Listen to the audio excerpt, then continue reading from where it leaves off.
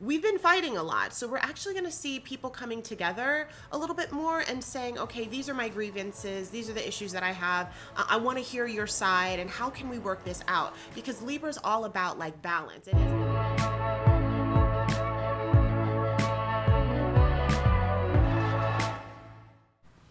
Aloha, everybody, and welcome to the Wild Wahine. Thank you guys so much for joining me today for the Garden Live. We're going to be talking about two major things with this upcoming week. We're talking about Mercury going into Libra. Hey Nibbles. Mercury going into Libra, and we're also talking about Venus going into Leo. So we're not going to touch Mars retrograde, which we're all not really looking forward to. That starts next Wednesday, and I'd actually like to spend all Wednesday talking about that because that's going to be something that's important, and that kind of is a little bit of the dreaded aspect that all of us are like, I mean, it hasn't really felt that good, Mars being in Aries anyway, just because that there's just been a lot of conflict and a lot of fighting and infighting and fire and explosions and all kinds of crazy. And when it goes into retrograde, it's kind of just stationed there and slows down, and it really is going to kick up a lot of things, especially since there's going to be some hard aspects to Saturn, which is our restrictive planet and, you know, kind of sort of the cause of everything that we're going through. But we have a little bit of a reprieve at least this week, not much, but a little bit. So let's talk about that. So I'm kind of excited. So right now we are actually, Mercury's in Virgo, which he loves to be, and you guys have probably been feeling that, and that's been feeling good because you're getting organized and you're getting stuff together, and you know, you're kind of sort of fine-tuning things, and just you know, if you have a garden, you've been like, you know, picking up all of the stuff and, you know, figuring out what you want to do for the fall garden and harvesting your food and like organizing your space. Or even if you haven't had the opportunity to do it, in your mind you're like, okay, I want this here, I want that there. You're getting you know, you're getting your shit together. That's what you've been doing, and we've been using the energy for that. So we'll have that energy for a few more days where we're actually feeling like we actually are being able to get things done, which is great because I felt like before there was like all of these ideas, but there wasn't the doing. So I've been really excited about like getting things done or organizing things so that we can actually go into it. So now when Mercury goes into Libra, this time Mercury again is our planet of communication. It's our planet of intellect, the way that we think, the way that our minds work, the way that we gather information, and a lot of times it has to do with technology and all of that. We will actually be, just as a little snippet, we will be going through a Mercury retrograde. That's not going to be this month. That'll be next month, so it's coming. But for right now, Mercury is moving into Libra, and Libra is the planet of balance, of it's ruled by Venus, so it has that aspect or that quality of beauty and balance and things that are right, things that are pono, as we say here in Hawaii, doing things that are right, that things that are just. It has a lot to do with justice, and that's a conversation that has been coming up a lot with social justice and just things being imbalanced, and, you know, looking for the truth and things being shadowy. And we have an opportunity here because Mercury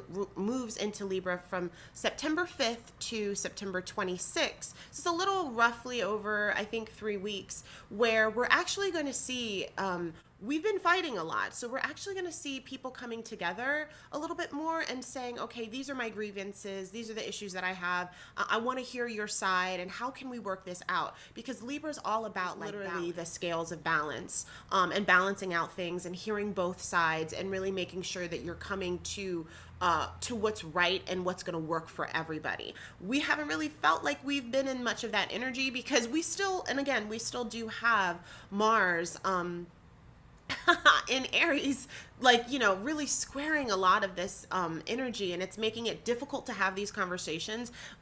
We really have just been screaming, I think, a lot from the top of our lungs, hoping that it lands. With this Mercury energy with Libra, it's going to land, and not only is it going to land, your side is going to be heard as well. So before we go into the clusterfuck that's Mars retrograde, we're going to have that energy. So I'm happy about that because I feel like so many people have so many things to say in all groups, and everybody's trying to, get their point across to the point where it's screaming. And, we all know that if someone's screaming at somebody, you're not listening. So for me, Libra's always about like landing information and then also like hearing the things and not being too like stuck on your side that you're not able to hear someone else and potentially shift or not, or say, okay, well, this is where I am and I see that this is where you are, but how are we going to work this out? So I'm really excited about hopefully seeing people, in the political sense, because you know how we always go macro, like some speakers coming out, some people just with great oratory skills, like really being able to talk about things, and people are listening, and they're not like, there's not so much fueling of the fire as much as it is like, let me explain how I feel, and it landing and maybe like quelling some of the intensity. In the micro level, like how it can affect us in our everyday lives is just about like those if we felt like we haven't really had the words to speak to people or didn't really know what to say to get the things that we want, like if you're in business, you're trying to like, grow or scale your business, and you maybe want, first thing I think about is like as an influencer or somebody on social media, if you want to work with another company and you want to do some sort of like, they give you products and you promote them, and you have this is a really great time to do that, to kind of, you'll be able to figure out the words that you need to say. You'll be able to present your case. You'll be able to say, well, if you let me use these products, then I'll do this for you. And so you're going to have these nice kind of relationships. And so for business, I think this is a great time to reach out and collaborate with other people and create like beauty around that collaboration. And you'll see that because of Libra, it's all about kind of beauty. So I think like if you're doing something where it's like clothing or like crystals, which I love, and like makeup and anything like that, if you're the type of person that wants to incorporate more of those things in your business with someone else, this is a really great time to do that. In terms of relationships, I think in your love relationships, it's a great time to have the communication, to talk about things, to balance the scale of things. And there's a lot that's going on. People are, at home and they're trying to figure out what their schedules are. Some people are at work, the kids are at home, doing homeschooling or online learning. So there's a whole bunch of crazy that's happening, and everybody had to kind of sort of jump into it. And there hasn't really been a lot of time like to say, okay, how are we going to organize this stuff? And what does this look like? And let us sit down and really like have a plan. Because some people just might not be getting what they need in the relationship because everything is so crazy. Everybody's moving around, everybody's going here and there, and you've just been kind of just dealing with it because it's been dealt out to you, and you just have to deal with the cards that you have. Now is a really good time to actually sit down and talk about it. Like, how are you going to communicate what's going on with you, and communicating it and saying what your needs are, and then your partner hearing what your needs are and them saying what their needs are, and you guys really working that out so you can have a nice family connection and unit. Let's see, what else I was going to say. Yeah, I think that's about it. So I'm kind of really like happy about this time, just because I think our communication's been crazy. I know mine has been. So I'm happy whenever we can, come together and we can talk and speak in a way where, both sides are hearing each other and they're trying to work towards a solution. That's just naturally how my mind always goes anyway, towards solutions. I'm a very solution-oriented person. I don't really try to sit in the feeling of the crap. I mean, like we all feel it, but like whenever we can kind of feel it and then also move to the next phase, I think is good, because it keeps us from being stuck in a place, and then which I think is much worse because things kind of sort of compound, which is also why retrogrades suck a little bit, because we are stuck with that energy, and it's just like hard lesson that you have to learn right now, which is coming up. So enjoy the time before we have that happening. So next up, I want to talk about, oh yeah, I'm so glad that worked for you, for sure. I'm glad that lands. Yay! So next we're going to talk about another kind of lighter energy too. In some ways, like I said, I mean, we still got like, Saturn and Capricorn, which is like bearing down on us, So all of these energies are like underneath the scope. It's like all the freedom that you have when you live in a snow globe, there is that, like, these are all the cool things I can do, even though I have a little space, right? So that's just, the energy, but we're working with it. We're moving through it as we will and as we do. So Venus moves into Leo. And that is September 6th until October the 2nd. And so, we talked a lot about Leo energy before. Leo energy, the creative energy, the fire, the sustaining fire, beauty, power, strength, all of the things that have to do with like childlike, enjoying yourself, raw, like it's kind of like the raw materials that you use to create the beautiful things that you want to create. When Venus is a planet we talked about before too, just a little bit about Venus of beauty and like all of the things that make things beautiful. So it can be how things look, how things are structured in the home, makeup, beautiful music, also creativity, all of those kinds of things. So when we have these two together, I think what will really come out of it is a nice time to create or to add beautiful things into your space. I think it'll be a more heart-centered place. I think people will try to lead from a more heart-centered place. We might see more organizations popping up that are really trying to help people right now, because people are thinking about like, how can I step up and lead and like help the masses and create some like powerful things around me. I think it's also a time, if we're looking at it from like a personal level, it's a time to really kind of splurge a little bit on yourself. We've all been pretty tight, and and again, like some of us are super tight, some of us don't know where money and things like that are coming from. So for of course you need to within your means and what you feel comfortable with. But when I say splurge, I mean it on whatever level. Like if you have a budget like this, then you can, or like this, you can splurge like this. If you have a budget like this, then you can splurge like this. Like whatever that is for you, that little extra thing, ordering the dessert or whatever, that little extra thing that you can do that just gonna make you feel good or make you feel better, like can mean the world to you. And so I just want to take off a moment to talk a little bit about that, because my other business, I was a face painter, and I used to like go to parties and face paint people and do all this really fun stuff for birthday parties and first birthdays and just like wedding parties, like bridal parties, all kinds of fun things. And so there was a period of time, like I always loved what I did because I got to paint all the kids and all that stuff, and adults and everybody, it was super fun. But I never felt like, okay, like it's brain surgery, and I'm not like healing people from there's just, it's fun work, but it wasn't like transformative work, and at least not what I thought. So I ran into this dad when I was painting, just actually for free. I used to sometimes just do in Central Park, because at that time I lived in New York, and he was with a little girl. And he was just like, is this for real free? And I was like, yeah, it's free. And so he was like, oh, okay. And so the little girl got a butterfly, which is like the most popular thing that most little girls get. And so they left, and he took my card, because I was kind of sort of doing it as a promo, because I had just started my business at that time in New York, because I just had moved to New York. So I was like starting my business, painting for free, painting for paid, all that kind of fun stuff. So when I get home, I get this really long email. And the email was from one of the dads that I met in the park. And I remember this dad and this girl, because he was like really skeptical, like, are you sure this is free? And I was like, yes, it's free. It's nothing weird. We're painting for free. And so he wrote me this beautiful long email about how he recently became single, and he had like a lot of issues with his wife. And, he just always never felt like a good dad. And he always felt like he wanted to do something really special for his daughter, and he couldn't. And he actually had quite a bit of money. So it wasn't about like taking her here or there, but the wife also did too. So whenever he would have ideas of like wanting to go like to Disney World or do something, she would take that. And so he never felt that as a father, he had something extra special to give to his daughter. So when he saw us at the park and the face painting was free and everything was great, he was so excited because he was able to give his daughter something really beautiful and really special. And she turned to him, and it was just a really special moment for them. And so he, goes on and talks about that. And then I start like bawling, and I'm like, oh my gosh, like my art and my work mean something.